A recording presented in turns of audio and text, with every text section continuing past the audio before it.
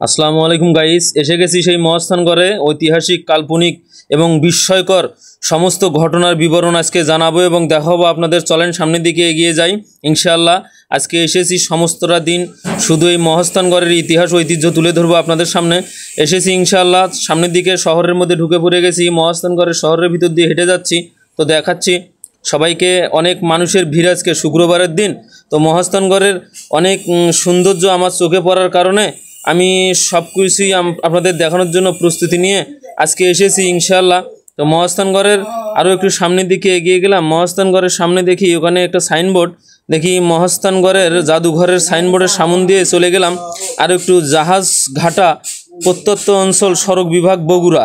আসলে এখানে পাশেই একটা পার্ক আছে অনেক সুন্দর, এবং সেই পার্কে আমি আপনাদের নিয়ে যাব এখন ইনশাআল্লাহ। তো শুক্রবারের দিন তো মেলা বসেছে, তো মেলার ভিতরে আমি অনেকগুলো খেলনার জিনিস দেখলাম। তো এগুলো টুপি ভালো লাগলো, টুপিটা হাতে নিয়ে দেখলাম যে নেওয়া যায় কিনা, মাথায় দিলাম, অনেক ভালো লাগলো। আসলে সব মিলিয়ে পাশেই পার্কটা আছে, আরও একটু মেলা বসেছে, সেই মেলাতে অনেক জিনিসপাতি উঠেছে। মেলাতে জিনিসপাতিগুলো নেওয়ার কারণে আসলে আমি দেখলাম, দাম দর করে দেখলাম, দোকানদারকে জিজ্ঞেস করলাম এগুলো কতই বিক্রি হয়। তো সব মিলিয়ে মনে করলাম যে এখন নেব না, এগুলো যাওয়ার সময় ফিরতি সময় নিব ইনশাআল্লাহ। তো এখন সামনের দিকে যাওয়ার পালা।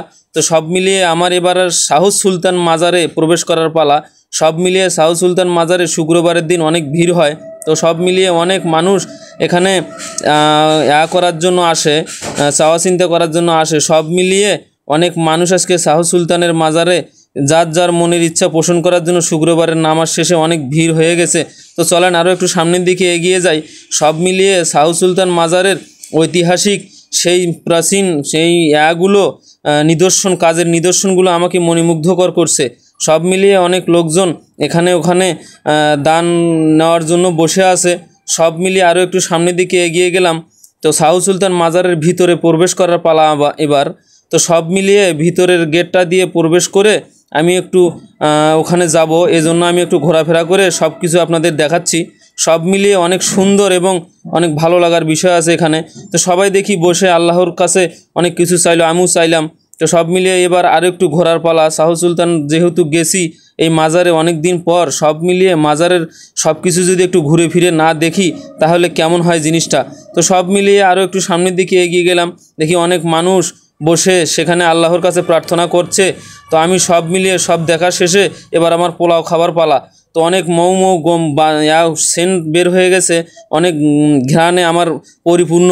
তো আর একটু ভান্ডারে গেলাম, খাবার ভান্ডারে ওখানে গেলাম, যেখানে যে একটু চেষ্টা করলাম আমি একটু পোলাও নিতে পারি কিনা। অনেক মানুষের ভিড়ে আমি অনেক চেষ্টা করার পরও পাইনি আমি, অবশ্য সেখান থেকে এবার আমার ফেরার পালা। তো সব মিলিয়ে আরও একটু সামনের দিকে এসে আমি ক্লান্ত, তো একটু মনে করলাম যে একটু হালকা পাতলা নাস্তা করে নেই। তো সব মিলিয়ে নাস্তা করা হয়ে গেলে আমি এবার একটু সামনের দিকে এগিয়ে যাব। সেই জীবন কূপ, মস্তানগড়ের ইতিহাস। এখানে নাকি মরা মানুষ এখানে এই কুয়োতে ফেলে দিলে মানুষ জীবিত হতো। তো সব মিলিয়ে বন্ধুরা আজকে মহাস্থানগড়ের অনেক ইতিহাস আপনাদেরকে তুলে ধরলাম। আপনারাও সময় পেলে ঘুরতে আসবেন ইনশাআল্লাহ। যদি আমার ভিডিওটি আপনাদের কাছে ভালো লাগে তাহলে অবশ্যই লাইক, কমেন্ট, শেয়ার দিয়ে ফলো দিয়ে আমার পাশে থাকবেন। আমাকে আরও সামনের দিকে আরও এগিয়ে যাওয়ার তৌফিক দান, সহযোগিতা করবেন সবাই। এজন্য আপনাদের সবার কাছে দোয়া প্রার্থী। তো সবাই ভালো থাকবেন, আপনাদের সুস্বাস্থ্য দীর্ঘ আয়ু কামনা করে আজকে